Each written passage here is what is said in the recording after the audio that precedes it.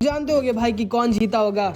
अभी तुम बच्चे हो आस्था। नहीं। एंड तभी यामी के पास एक लेटर आता है। आस्था जी कैप्टन यामी, कल तुम्हें और मुझे रॉयल कैपिटल जाना है, हमें विज़ार्ड किंग ने बुलाया है। क्या विज़ार्ड किंग ने? यार तुम हमेशा इतना चिल्लाते क्यों बे? इसके बाद हम रॉयल कैपिटल में देखते हैं। क्या आपको सच में लगता है ये काम करेगा सर? हमारे पास और कोई चारा भी तो नहीं है मार्क्स, हमारे लिए पता लगाना बहुत जरूरी है कि आखिर ट्रेटर कौन है। अगले दिन हम देखते हैं यामी और आस्था रॉयल पैलेस में आ जाते हैं। आस्था और कैप्टन यामी आप दोनों का स्वागत है। तुम्हारा नाम क्या है भाई? इसका नाम मशरूम है। नहीं मेरा नाम मशरूम नहीं है आस्था, मेरा नाम है मैक्स। आप हमेशा मेरा नाम क्यों भूल जाते हैं कैप्टन यामी? तुम मशरूम जैसे क्यों दिखते हो मशरूम? ये नहीं सुधरने वाले। यामी सर आप ऊपर सारे कैप्टन के साथ जाइए और आस्था तुम मेरे साथ चलो। एंड फिर आस्था मार्क्स के साथ अंडरग्राउंड प्रिजन में जाने लगता है। ये हम लोग कहाँ जा रहे हैं? अंडरग्राउंड प्रिजन, जहाँ पे हम कुछ बहुत ही ज्यादा खतरनाक क्रिमिनल्स को रखते हैं। जैसे कौन? जैसे आई ऑफ द डार्क सन के 2 मेंबर्स जिन्हें हमने पकड़ा है। उनके ऊपर एक सील मैजिक है जिसकी वजह से हम उनसे इन्फॉर्मेशन नहीं कलेक्ट कर पा रहे। इसलिए विज़ार्ड किंग ने सोचा कि क्यों ना तुम अपने एंटी मैजिक स्वॉर्ड से उनके ऊपर की सील तोड़ दो ताकि हम उनसे भी इन्फॉर्मेशन कलेक्ट कर पाए। हाँ विज़ार्ड किंग। ओह हाय आस्था, कैसे हो तुम? मैंने सुना कि तुम आई ऑफ द डार्क सन के कुछ बहुत स्ट्रॉन्ग मेंबर से लड़े थे, जिनमें से एक के पास फायर स्पिरिट थी, एक के पास बीस्ट मैजिक था और एक तो लोगों के मैजिक कॉपी कर सकता था। सर अभी इन सब का टाइम नहीं है। Oh sorry marks. जाओ आस्था दिखा दो अपना कमाल। क्यों नहीं विज़ार्ड किंग सर? ये बच्चा क्या करने वाला है हमारे साथ? अरे नहीं। एंड फिर आस्था अपनी स्वॉर्ड से इन दोनों के ऊपर का सील तोड़ देता है। एंड फिर मार्क्स अपने माइंड मैजिक से इन लोगों के पास से इन्फॉर्मेशन कलेक्ट करने लगता है। वाह इसका मैजिक कितना कमाल है ना?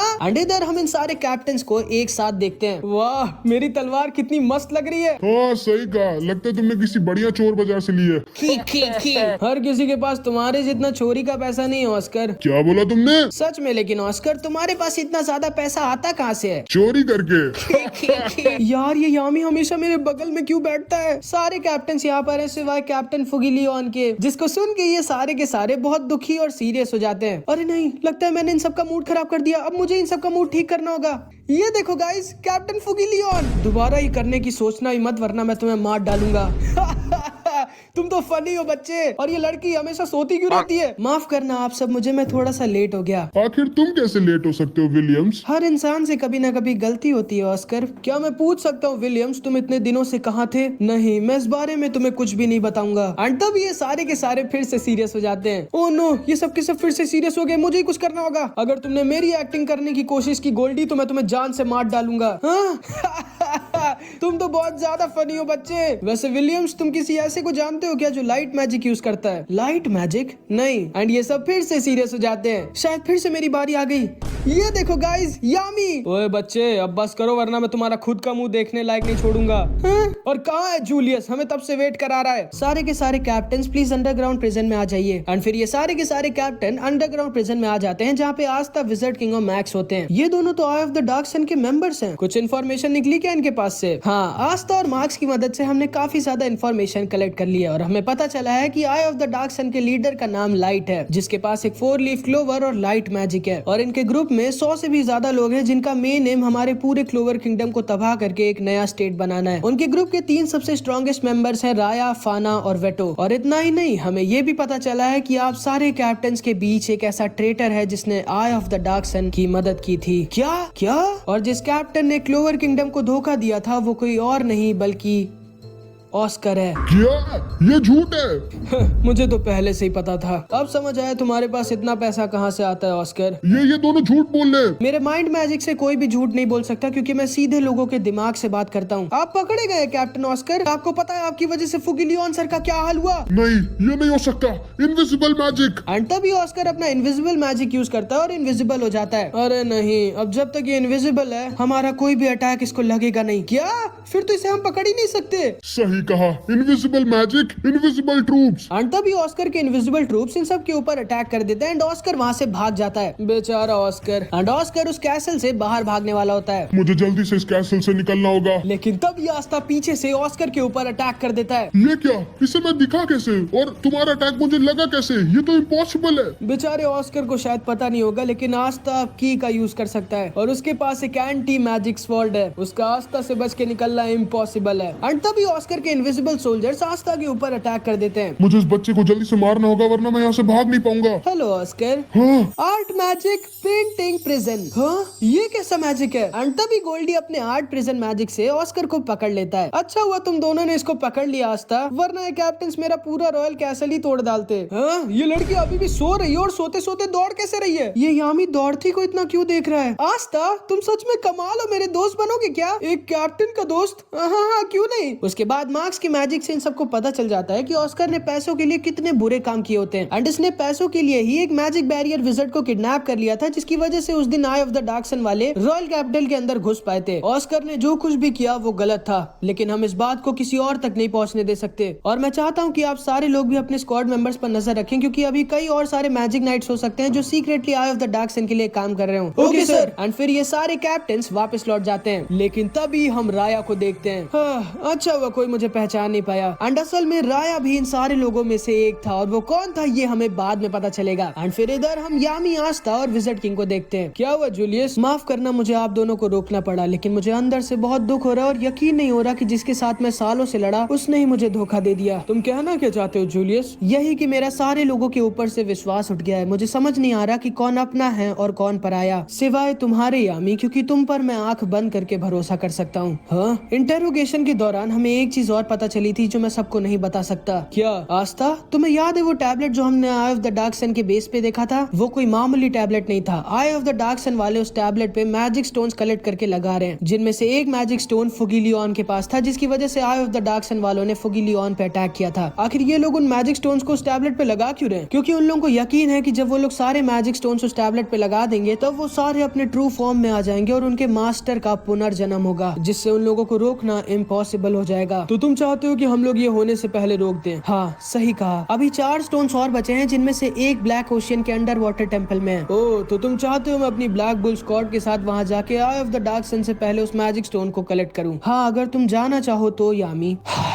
देखो जूलियस, तुम जो कहोगे मैं वो करूंगा। एंड फिर हम कैप्टन यामी के पास्ट को देखते हैं। बचपन में क्योंकि मैं क्लोवर किंगडम का नहीं था और मैं किसी और देश से आया था, इसीलिए कोई भी मुझसे बात नहीं करना चाहता था। और फिर जब मुझे मेरी ग्रिम वॉर मिली तब लोगों ने मुझसे डर के मारे और ज्यादा बात करना बंद कर दी। मैं एकदम अकेला था और मेरे पास कोई भी नहीं था बात करने के लिए। फिर एक दिन अचानक से तुम मेरी जिंदगी में आए। सुनो ना लड़के। तुम कौन हो मिस्टर? मेरा नाम जूलियस है और मैं एक मैजिक नाइट हूँ। वो क्या होता है? वो सब छोड़ो, मैंने सुना कि तुम डार्क मैजिक यूज कर सकते हो। हाँ तो प्लीज मुझे दिखा सकते हो क्या? नहीं प्लीज नहीं। चलो मैं अगर तुम्हें डिनर कराऊं तो? हाँ ठीक है दिखा सकता हूँ। तुम तो सच में बहुत फनी हो। उसके बाद तुमने मेरी जिंदगी बदल दी जूलियस। मैं तुम्हारे लिए अपनी जान भी दे सकता हूँ। उसकी जरूरत नहीं है यामी। और आस्था? हाँ सर, मुझे तुम पर भी भरोसा है और पता नहीं तुम्हें ये किसी ने कहा कि नहीं, लेकिन तुम सच में एक बहुत ही स्ट्रॉन्ग और अच्छे मैजिक नाइट हो, बिल्कुल जैसा एक फ्यूचर विज़ार्ड किंग को होना चाहिए। जिसको सुन के आस्था बहुत खुश हो जाता है और कुछ ज्यादा ही दम से सैल्यूट मार देता है। मेरा सीना। तुम सच में पागल हो क्या बे? उसके बाद ये दोनों वापस अपने बेस पे लौटने लगते हैं। तुम इतना ज्यादा खुश क्यों हो गए थे गधे? क्या करूं यामी सर, पहले किसी को भी यकीन नहीं होता था कि मैं विज़ार्ड किंग बन पाऊंगा कि नहीं, और आज जब विज़ार्ड किंग ने खुद मुझसे वो कहा तो मैं खुद को कंट्रोल नहीं कर पाया। मुझे भी तुम पर भरोसा है बच्चे। जिसको सुन के आस्था और ज्यादा खुश हो जाता है। फिर हम इधर ब्लैक बुल्स के बेस पे देखते हैं और ये सब के सब बहुत खुश होते हैं क्योंकि ये सारे के सारे उस मिशन के लिए एक बीच में जा रहे होते हैं। ये अभी मजा आएगी ना बीड़ू। ओ मैं हमेशा से एक बीच में जाना चाहती थी। बीच? फिर तो मुझे एक स्विम सूट खरीदना पड़ेगा, लेकिन फिर आस्था मुझे स्विम सूट पे देख लेगा। मेरे पास तुम्हारे लिए एक स्विम सूट है नोएल। मैं तो बीच पे जाके शार्क से लड़ाई करूंगा। मैरी को भी साथ ले चले क्या कैप्टन? मैं तो बस बीच का सी फूड खाना चाहती हूँ। बीच बीच बीच बीच। चुप रहो तुम सब, भूलो मत हम लोग वहाँ पे एक मिशन पे जा रहे हैं। ओके मैं आ रहा हूँ अंडर वाटर टेम्पल। आज हम देखते हैं यूनो और ये दोनों एक मिशन को पूरा करके वापस अपने बेस पे लौट रहे होते हैं। यूनो कभी तो तुम मेरी बात सुना करो यार, मैं तुम्हारा सीनियर हूँ।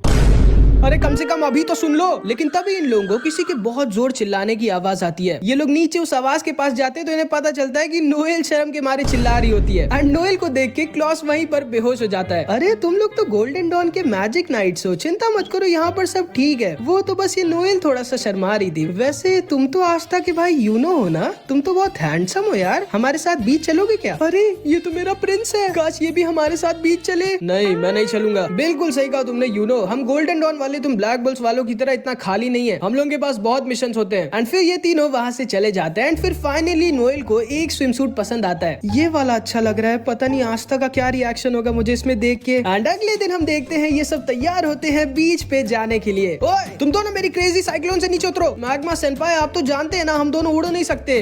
अब चुपचाप आके बैठो और हमें लेके चलो। ये क्या जबरदस्ती है भाई, मुझे अपना ड्राइवर समझ के रखा है क्या तुम लोग ने? काश वहाँ मुझे ओशियन में एक वेल मिल जाए, मैं उससे लड़ना चाहता हूँ। एक मिनट, कैप्टन यामी कहाँ है? उन्होंने कहा था कि वो थोड़ी देर बाद आएंगे। और चले ब्लैक बुल्स, ब्लैक ओशियन के बीच में मजे करने। भूलना मत मैग्मा, हम लोग वहाँ पे एक मिशन पे जा रहे हैं। चुप रहो बे, चलो चले। एंड फिर ये सारे लोग निकल जाते हैं ब्लैक ओशियन बीच की तरफ। आज तो बहुत मजा आने वाली है, वहाँ पे बहुत सुंदर सुंदर लड़कियां होंगी। शायद आज कोई एक लड़की मेरे साथ डेट पे चलने के लिए मान जाए। यार काश मैरी भी हमारे साथ आ पाती। एक मिनट, ग्रे सेनपाई नहीं है क्या? मैं तो यहाँ हूँ। एंड ये भी ब्लैक बुल्स का एक मेंबर होता है ग्रे, जिसके पास ट्रांसफॉर्मेशन मैजिक होता है। एंड ये किसी में भी ट्रांसफॉर्म हो सकता है। अच्छा, तब से गॉर्डन सेनपाई बने हुए थे। लेकिन एक मिनट, फिर गॉर्डन सेनपाई कहाँ है? एंड असल में सारे के सारे लोग गॉर्डन को यही भूल के चले गए होते हैं। एंड फिर थोड़ी देर बाद ये सारे लोग पहुंच जाते हैं ब्लैक ओशियन बीच पे। एंड ये लोग आए तो बहुत ही खतरनाक मिशन पे होते हैं, लेकिन ये सारे के सारे यहाँ पे फुल मस्ती करने लगते हैं। वाह, ये बीच कितना मस्त है। काश यूनो और मेरे सारे भाई बहन भी इसको देख पाते, और काश सिस्टर लिली भी यहाँ पर मेरे साथ आ पाती। तुम हमेशा मुझे क्यों भूल जाते हो आस्था? ठीक है, जब मैं बड़ा होके विज़र्ड किंग बन जाऊंगा तो सिस्टर लिली को इसी बीच पे लाके प्रपोज करूंगा। ये गधा किस बात पे इतना खुश हो रहा है? मैं इसके सामने जाऊं या ना जाऊं? एंड असल में नोएल अपने नए स्विम सूट में आस्था के सामने जाने से बहुत शर्मा रही होती है। ओए आस्था, मेरा स्विम सूट कैसा लग रहा है? गजब लग रहा है मैग्मा सेनपाई। और तुम लोग इधर तो देखो, मेरा स्विम सूट कैसा लग रहा है। लेकिन आप तो हमेशा ही ऐसे घूमती हो वेनेसा सेनपाई। और मैग्मा एक रेस करते हैं। एंड तभी लक मैग्मा की लुंगी पे आग लगा देता है। साले लक, ये क्या किया तूने? एंड फिर नोएल फिर से किसी तरह हिम्मत बांध के आस्था के पास आती है। एंड इधर गॉज हमेशा की तरह अपनी छोटी बहन मैरी से बात कर रहा होता है। वाह भैया, ये ओशियन कितना सुंदर है। लेकिन तुमसे ज्यादा सुंदर नहीं है मैरी। आस्था कहाँ पे है भैया? वो तो मर गया। क्या? एंड गॉज गुस्से में आस्था के ऊपर अटैक कर देता है। एंड इससे पहले कि नोएल आस्था से बात करती है, उसको गॉज का अटैक लग जाता है। फिर जब एक और बार नोएल आस्था के पास जाती है, तब चार्मी आस्था को तरबूज समझ के बजा देती है। उसके बाद जब जाती है तो आस्था डूब रहा होता है। जब तैरना नहीं आता तो पानी में क्यों गए थे गधे? एंड ये बेचारी पूरे टाइम अपना स्विम सूट दिखाई नहीं पाती आस्था को। एंड इधर फिनरल तो भाई तुम लोग जानते हो क्या कर रहा होगा। एंड इधर हम सेक्की को भी देखते हैं, जो ब्लैक ओशियन आ गया होता है ऐसे ही घूमने और मजे करने के लिए। चलो अच्छा है, आज मैं यहाँ बहुत मजे करूंगा और आज मुझे कोई भी परेशान नहीं करेगा, ना तो कैप्टन जैक, ना कोई मिशन, और ना ही वो ब्लैक बुल्स वाले। ये मेरा पीछा क्यों नहीं छोड़ते? पता नहीं क्यों, लेकिन मुझे लग रहा है हम लोग कुछ भूल रहे हैं यार। हाँ, मुझे भी लग रहा है। बिल्कुल सही कहा गधे, जो तुम लोग यहाँ करने आए थे वही भूल गए। मुझे पता था कि तुम सब के सब गधे हो, लेकिन इतने बड़े गधे हो ये नहीं पता था। इस मिशन के बाद मैं तुम सबको जान से मार डालूंगा। अब ध्यान से सुनो तुम सब, मैंने कुछ रिसर्च की और मुझे पता चला है कि हम लोग इतनी आसानी से अंडर वाटर टेम्पल नहीं पहुंच सकते। उस टेम्पल के आसपास बहुत ही ज्यादा स्ट्रॉन्ग मैजिकल फील्ड्स है, जिन्हें पास करना इम्पॉसिबल है। लेकिन कल पूर्णिमा की रात को वो मैजिकल फील्ड्स बहुत वीक हो जाएंगी, तभी हम वहां पर जाएंगे। नोएल, तुम्हारी जिम्मेदारी होगी हमें वहां तक अपने मैजिक से लेके जाने की। लेकिन कैप्टन यामी, मैं ऐसा नहीं कर पाऊंगी, और अगर मैंने कोई भी गलती की तो हम सब मारे जाएंगे। इसीलिए तुम्हें कोई भी गलती नहीं करनी है नोएल, अभी टाइम है। अपने आप को हरा के अपनी लिमिट्स को सरपास करो। फिर हम देखते हैं नोएल बहुत ज्यादा ट्रेनिंग करने लगती है, लेकिन ये बेचारी अपने मैजिक को कंट्रोल ही नहीं कर पा रही होती। यार मैं क्या करूं, मुझसे तो ये हो ही नहीं रहा है। नोएल, तुम्हें कुछ मदद चाहिए क्या? तुम मेरी क्या ही मदद करोगे गधे, लेकिन हाँ अगर कुछ करना चाहो तो। लेकिन तभी आस्था और नोएल को किसी के गाने की आवाज आती है। एंड ये दोनों उस आवाज का पीछा करते हैं तो एक लड़की के पास आ जाते हैं जो बहुत ही अच्छा गाना गा रही होती है। ये कोई जलपरी है क्या? एंड तभी ये लड़की आस्था और नोएल को देख लेती है। तुम लोगों ने मुझे सुन लिया, मुझे बहुत शर्म आ रही है। हाय, मेरा नाम कहोना है, तुम दोनों का नाम क्या है?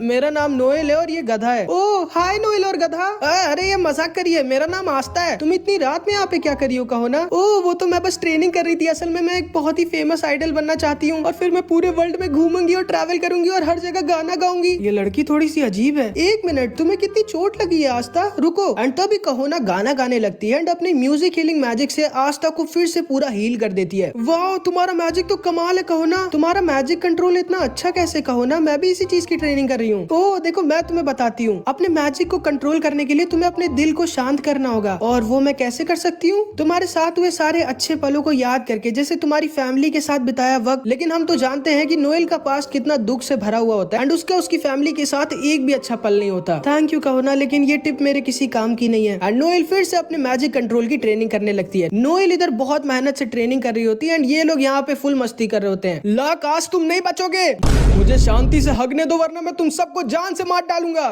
नोएल बिना सोए पूरे दिन रात ट्रेनिंग करती रहती है, लेकिन वो अभी तक अपने मैजिक को कंट्रोल नहीं कर पा रही होती और अब सिर्फ कुछ ही घंटे बचे हुए होते हैं। नोएल हार मत मानो, एक काम करो, अपनी फुल स्ट्रेंथ यूज करो। लेकिन अगर उस बार की तरह मेरा मैजिक फिर से आउट ऑफ कंट्रोल हो गया तो? चिंता मत करो नोएल, मैं तुम्हें कुछ भी नहीं होने दूंगा। जिसको सुन के नोएल तैयार हो जाती है, अपनी फुल स्ट्रेंथ यूज कर देती है एंड उसका पूरा मैजिक बाहर आ जाता है। बाप रे, कितनी ज्यादा मैजिकल पावर है इसके पास। तुम ये कर सकती हो नोएल। मैं ये नहीं कर सकती, मैं अपने मैजिक को कंट्रोल नहीं कर पा रही। कहोना ने कहा था कि मुझे अपने दिल को शांत करना होगा, लेकिन मेरे पास कोई अच्छी मेमोरी है ही नहीं मेरी फैमिली के साथ। मैं ये नहीं कर सकती। लेकिन तभी नोएल को इन सब की आवाज आती है एंड ये सब के सब नोएल को चीयर कर रहे होते हैं। तुम ये कर सकती हो नोएल, जल्दी से अपना मैजिक कंट्रोल करो, फिर हम लोग साथ में फाइट करते हैं। नोएल नहीं, पहले हम लोग ये टेस्टी खाना खाएंगे। एंड ये सारे के सारे लोग नोएल को चीयर कर रहे होते हैं। हार मत मानना नोएल, मैं तुम्हारे साथ हूँ, हम सब तुम्हारे साथ हैं। एंड नोएल समझ जाती है कि भले ही उसको कभी उसकी असली फैमिली से उतना प्यार नहीं मिला, लेकिन उसके पास एक और फैमिली है जो नोएल को बहुत प्यार करती है। एंड ब्लैक बुल्स के साथ बिताए वो सारी अच्छी मेमोरीज को याद करके नोएल अपने दिल को किसी तरह शांत कर लेती है, अपने मैजिक को कंट्रोल कर ले जाती है, जिसकी वजह से नोएल का एक नया मैजिकल स्पेल अनलॉक हो जाता है, वाटर बबल मैजिक, जिसकी मदद से अब ये सारे लोग अंडर वाटर टेम्पल तक जा पाएंगे। लेकिन तभी इतना ज्यादा मैजिक पावर यूज करने की वजह से नोएल बेहोश हो जाती है और नीचे गिरने वाली होती है। लेकिन हमारे आस्था भाई थोड़ी उसकी नोएल को गिरने देंगे। बहुत अच्छे नोएल। एंड नोएल कुछ ज्यादा ही शर्मा जाती है, आस्था को एक जोर का तमाचा मार देती है। ठीक है, अब मैं चलती हूँ नोएल, हम लोग जल्दी ही मिलेंगे। एंड तभी कहो ना वापस से उस ओशियन में कूद जाती है एंड ये सारे के सारे लोग बहुत खुश हो जाते हैं। बहुत अच्छे नोएल, तुमने अपनी लिमिट्स को सरपास कर दिया, अब आगे देखते हैं क्या होता है। इसके बाद हम देखते हैं ये सारे लोग तैयार हो जाते हैं अंडर वाटर टेम्पल पे जाने के लिए। ठीक है, ध्यान से सुनो तुम सारे गधों, हम लोग एक बहुत ही खतरनाक मिशन पे जाने वाले हैं, तैयार हो ना तुम सब? खतरनाक मिशन? अभी मजा आएगी ना? क्या हुआ नोएल, तुम इतनी डरी हुई क्यों हो? चिंता मत करो बच्ची, बिल्कुल भी टेंशन मत लो, लेकिन हाँ अगर कुछ गड़बड़ हुई तो मैं तुम्हें मार डालूंगा। कैप्टन यामी आप उसको और टेंशन दे रहे हैं। एंड फिर नोएल अपने नए वाटर बबल मैजिक का यूज करती है एंड ये सारे लोग इसके वाटर बबल के अंदर आ जाते हैं। एंड ग्रे इतना बड़ा होता है कि ये सबको दबा देता है। अरे ग्रे जल्दी किसी छोटी चीज में ट्रांसफॉर्म हो। एंड ग्रे चार्मी में ट्रांसफॉर्म हो जाता है एंड फिर ये सब के सब नोएल के वाटर बबल से ओशियन के अंदर घुस जाते हैं एंड जाने लगते हैं अंडर वाटर टेम्पल की तरफ। वाओ कितनी टेस्टी मछलियां हैं। तुम्हें सारी मछलियां दिख रही है ना मैरी? ये क्या मैरी कहाँ गई? यहाँ की मैजिकल फील्ड्स कितनी स्ट्रांग है। हाँ सही कहा, मैं अपना टेलीपोर्ट मैजिक तक यूज नहीं कर पा रहा। एंड ये सारे के सारे लोग किसी तरह इन स्ट्रांग अंडर वाटर टोर्नाडो से गुजर रहे होते हैं। मैं बाहर जा सकता हूँ क्या? पागल हो क्या? नोएल नोएल नोएल, अरे मुझे ध्यान तो लगाने दो। एंड ये लोग किसी तरह नोएल की मदद से उन स्ट्रांग मैजिकल फील्ड्स को पार कर देते हैं एंड पहुंच जाते हैं अंडर वाटर सिटी। वाओ कितना सुंदर है, मुझे मछली खानी है। ओह नो, वो तो एक बहुत ही स्ट्रांग मैजिकल बैरियर है, उसके आर पार कैसे जाएंगे हम? तैयार हो ना आस्था, तुम्हारी बारी है। सॉरी यामी सर, शायद आपको पता नहीं है लेकिन मुझे तैरना नहीं आता। किसने कहा कि तुम्हें तैरना है गधे? हैं? अरे नहीं। एंड यामी सर आस्था को उस बैरियर की तरफ फेंक देते हैं। आस्था अपनी स्वॉर्ड से उस बैरियर को कैंसिल कर देता है और अंडर वाटर सिटी के अंदर घुस जाता है एंड उसके साथ ये सारे लोग भी अंदर आ जाते हैं। अरे मैं अचानक से इतना लंबा कैसे हो गया? क्योंकि आप मेरे ऊपर खड़े गॉड सेनपाई। ओए चार्मी, हमें सिटी के बीचों बीच लेके चलो। Okay captain Yami. एंड तभी नेरो भी उड़कर कहीं पे चली जाती है एंड चार्मी अपने मैजिक से इन सबको अंडर वाटर सिटी के बीचों बीच लेके आ जाती है। आओ ना, कोई तो हम पर अटैक करो। एंड तभी इन सबको अंडर वाटर सिटी के सारे लोग घेर लेते हैं। वाओ तुम सब बाहर की दुनिया से आए हो, आप लोग मैजिक नाइट हो क्या? ये सारे के सारे लोग तो बहुत अच्छे हैं, कोई तो अटैक करो हम पे। ओए तुम लोगों के टेम्पल का हेड कहाँ है? वो वहाँ ऊपर है सर। एंड ये सारे के सारे लोग उस टेम्पल के हेड के पास जाने लगते हैं। यार मैं वो क्रैब खाना चाहती हूँ। एक मिनट, ग्रे कहाँ पे है? हाँ, ये लड़कियों को हमेशा चोमू लड़के क्यों पसंद आते हैं यार? जल्दी से मैजिक स्टोन लेके वापस चलते हैं, मुझे मेरी मैरी से मिलना है। एंड इसके बाद ये सारे लोग अंडर वाटर टेम्पल के अंदर घुस जाते हैं एंड तभी इन सब के ऊपर एक बहुत ही बड़ा सा मॉन्स्टर अटैक कर देता है। लेकिन गॉसलॉक और मैग्मा इनको आसानी से संभाल लेते हैं। तुम सबका स्वागत है अंडर वाटर टेम्पल में। ये कैसा तरीका है मेहमानों का स्वागत करने का बुड्ढे? माफ करना, मैं तो बस तुम लोगों को थोड़ा सा डराना चाहता था और वो कोई असली मॉन्स्टर नहीं बल्कि मेरा मैजिक है।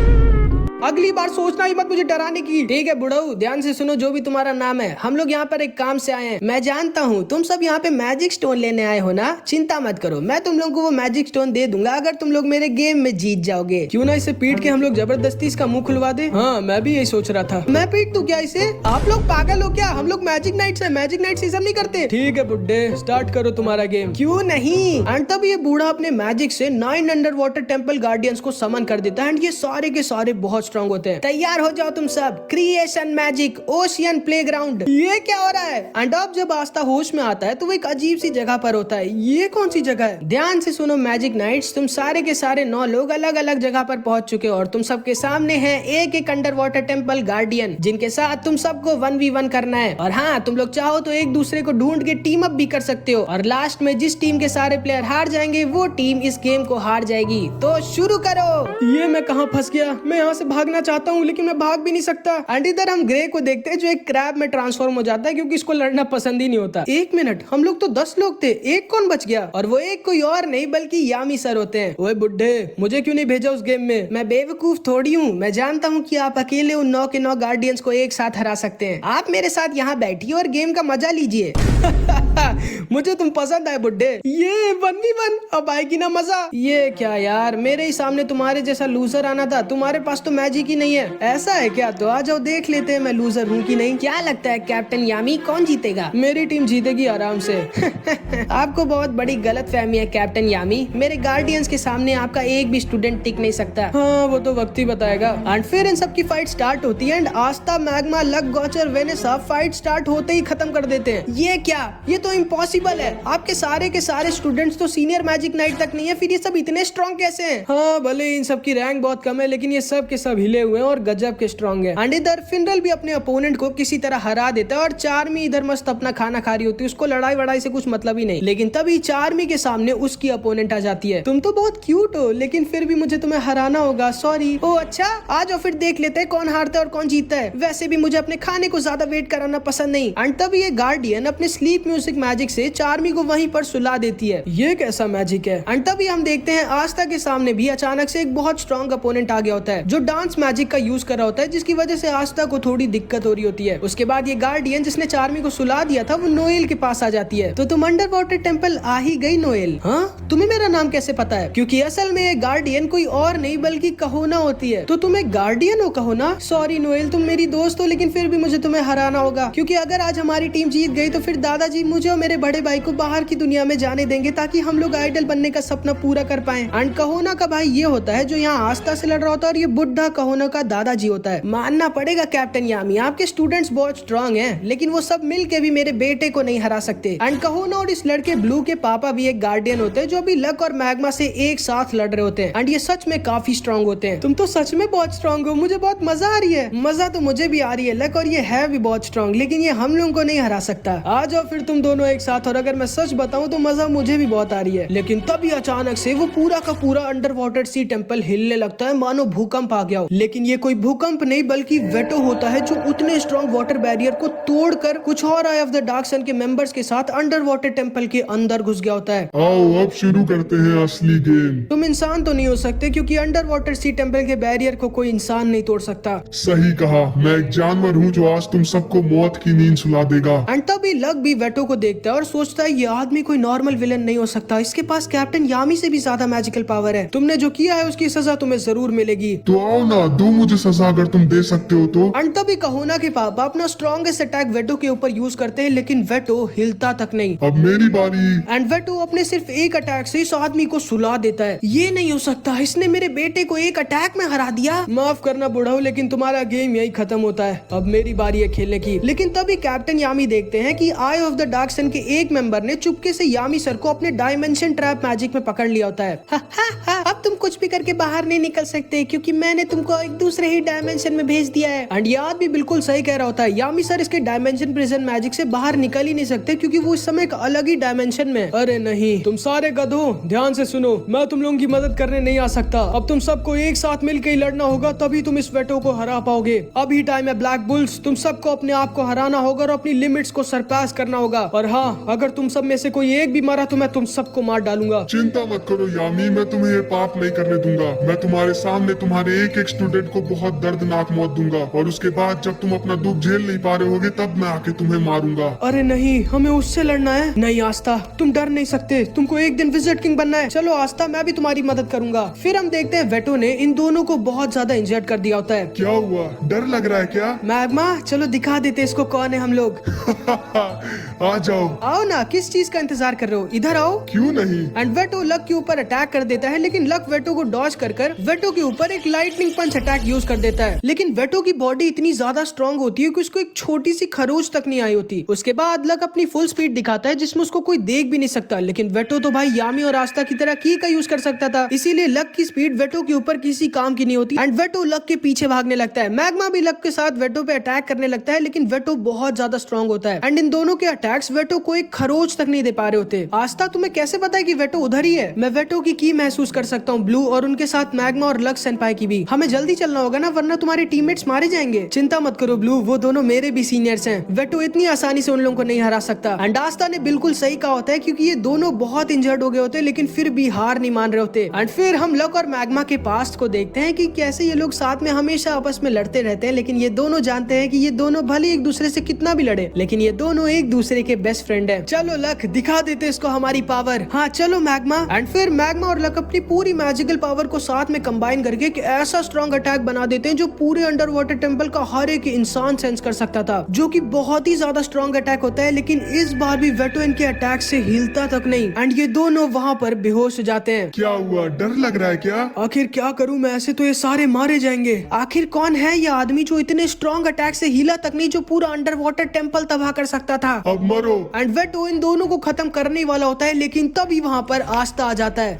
मैं तुम्हें ही ढूंढ रहा था। जो तुमने लाइट के साथ किया है उसके लिए मैं तुम्हें बहुत दर्दनाक सजा देने वाला हूँ। ये आदमी तो सच में बहुत स्ट्रॉन्ग है। चलो आस्था। एंड ब्लू और आस्था साथ में मिलकर वेटो के ऊपर अटैक कर देते हैं। एंड इधर हम देखते हैं गॉच भी एक आई ऑफ द डार्क सन के मेंबर से लड़ रहा होता है, जिसके पास स्नेक की तरह, तुम लोगों को याद होगा स्नेक जो हमने एपिसोड 1 में देखा था, उसकी तरह इसके पास चेन मैजिक होती है, लेकिन ये बहुत ही ज्यादा स्ट्रॉन्ग होता है। इसकी चेन्स मैजिक का पीछा करती है और उन्हें खुद ही तबाह कर देती है। इसीलिए गॉच अपना मिरर मैजिक का यूज कर ही नहीं पा रहा होता, क्योंकि जैसे ही गॉच अपना मैजिक मिरर बनाता है, इसकी चेन्स उसके मिरर को तोड़ देती है। आखिर क्या करूं मैं तो अपना मैजिक ही नहीं यूज कर पा रहा उसकी चेन्स की वजह से। लेकिन तभी एक क्रैब गॉच का पैर पकड़ लेता है। कहाँ छुपे हो बच्चे, बाहर आ जाओ। ओह मैंने तुम्हें ढूंढ लिया, कोई बचाओ मुझे, अब मरो। एंड ये आदमी अपना गार्ड डाउन कर देता है एंड पीछे से गॉच का एक तगड़ा सा अटैक पा जाता है। बहुत अच्छे ग्रे, एकदम सही टाइम पे आए तुम। एंड वो क्रैब असल में कोई और नहीं बल्कि ग्रे ही था। अरे मेरी इतनी भी तारीफ मत करो, मैं इतना भी कुछ खास नहीं, मुझ में ट्रांसफॉर्म होके अजीब अजीब हरकतें मत करो। उसके बाद हम देखते हैं ये दोनों साथ में आस्था के पास जा रहे होते हैं, लेकिन तभी इन्हें चार्मी दिख जाती है जो अभी भी मस्त सो रही होती है। क्या यार, कैसे पागल है मेरी टीम में। एंड ये दोनों चार्मी के पास जाने लगते हैं उसे उठाने के लिए, लेकिन तभी ये दोनों एक ट्रैप मैजिक में फंस जाते हैं। ये क्या है, ये तो मेरी मैजिकल पावर्स चूस रहा है। अरे नहीं, मेरी मैजिकल पावर्स खत्म हो रही है, कुछ करो गॉच। एंड इनको भी एक आई ऑफ द डार्क सन के मेंबर नहीं पकड़ा होता है, जिसके पास प्लांट ट्रैप मैजिक होता है। चिंता मत करो, जब तुम्हारी सारी मैजिकल पावर मेरी वाइन्स चूस लेंगे तब वो तुम्हारी लाइफ एनर्जी चूसने लगेंगे, जिससे तुम लोग जल्दी ही खत्म हो जाओगे। अरे नहीं, हमें जल्दी कुछ करना होगा गॉच। उस पागल को उठाओ कोई।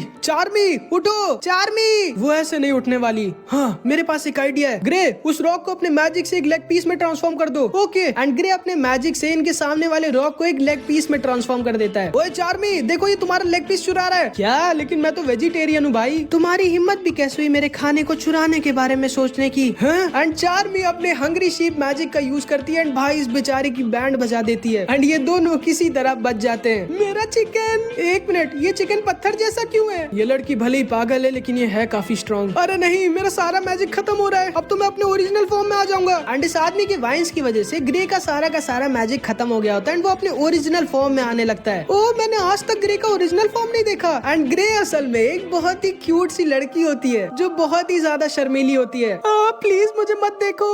ये मेरी मैरी से ज्यादा क्यूट नहीं है। यार तुम तो बहुत क्यूट हो ग्रे। मुझे शर्म आ रही है। एंड इधर हम वेनेसा को भी देखते हैं जो आराम से एक आई ऑफ द डार्क सन के मेंबर को हरा देती है। भले ये पियक्कड़ होती है लेकिन ये बहुत स्ट्रॉन्ग होती है भाई। एंड अब सिर्फ एक मेंबर बचा होता है जिसने कैप्टन यामी को यहाँ पर अपने डायमेंशन ट्रैप मैजिक से पकड़ा होता है। एंड इधर हम देखते हैं ब्लू बहुत ज्यादा इंजर्ड हो गया होता है और गिरा हुआ होता है और आस्था को वेटो ने पकड़ा होता है। क्यों बच्चे, लग रहा है ना तुम्हें डर? एंड आस्था वेटो को काट लेता है, जिसपे वेटो गुस्सा हो जाता है और आस्था का एक हाथ मसल कर तोड़ देता है। एंड आस्था दर्द के मारे जोर से चिल्लाता है। क्या हुआ, दर्द हो रहा है ना, डर लग रहा है ना? चिंता मत करो, अभी तो तुम्हारा एक हाथ और 2 पैर बचे। लेकिन तभी कहोना आस्था को अपने म्यूजिक मैजिक से बचा लेती है। एंड नोएल और कहोना भी इधर वेटो से लड़ने आ गई होती है। एंड आस्था बहुत ज्यादा इंजर्ड हो गया होता है और वहीं पर बेहोश हो जाता है। एंड तभी कहोना जोर से चिल्लाती है, उठिए भैया। एंड कहोना की आवाज को सुनकर ब्लू उठ जाता है। तो ये तुम्हारा भाई है? हाँ, ये भी मेरी तरह एक आइडल बनना चाहता है और इसके पास डांस मैजिक है। चलिए भैया, इसको हरा के हम लोग अंडर वाटर सिटी को बचा लेते हैं और फिर हमें दादाजी बाहर की दुनिया में जाने देंगे। चलो ठीक है कहोना। एंड तब ये दोनों साथ में वेटो के ऊपर अटैक कर देते हैं। हैं। कहोना कंटिन्यू गाना गाती है जिसकी वजह से इसके अपोनेंट को धीरे धीरे नींद आने लगती है। एंड इधर ब्लू की स्पीड बहुत ज्यादा बढ़ जाती है एंड वो अपने आप धीरे धीरे हील होने लगता है। एंड ब्लू कंटिन्यू अपने ब्लेड से अटैक करने लगता है। एंड भाई इन दोनों का कंबाइन अटैक साथ में बहुत स्ट्रॉन्ग होता है। तुम दोनों ये कर सकते हो मेरे बच्चों। एंड ये सारे के सारे लोग भी कहोना और ब्लू को चीयर कर रहे होते हैं। बस दिक्कत ये होती है कि इनके सामने वेटो खड़ा होता है जिसकी स्पीड कैप्टन यामी से भी ज्यादा होती है। ब्लू के अटैक वेटो को ज्यादा इंजर्ड नहीं कर पा रहे होते एंड तभी वेटो अपने एक अटैक में ब्लू का एक पैर काट देता है जिसकी वजह से अब वो नाच नहीं सकता था। एंड वेटो अपना अगला वार सीधे कहोना के गले पे करता है जिससे कहोना अब कभी गा नहीं सकती थी। नहीं मेरे बच्चों। तुम दोनों का सपना मैंने यही खत्म कर दिया और तुम लोग मेरा कुछ कर भी नहीं सकते क्योंकि तुम सब वीक हो। छोड़ दो उसे। एंड नोएल वेटो की तरफ अटैक करने वाली होती है। आखिर मैं क्या करूं, मेरा निशाना अच्छा नहीं है, कहीं मैं कहोना कोई ना मार दूं। अपने दोस्त के लिए बुरा लग रहा है तुम्हें? चिंता मत करो, इसके बाद मैं तुम्हें भी मार डालूंगा। जिस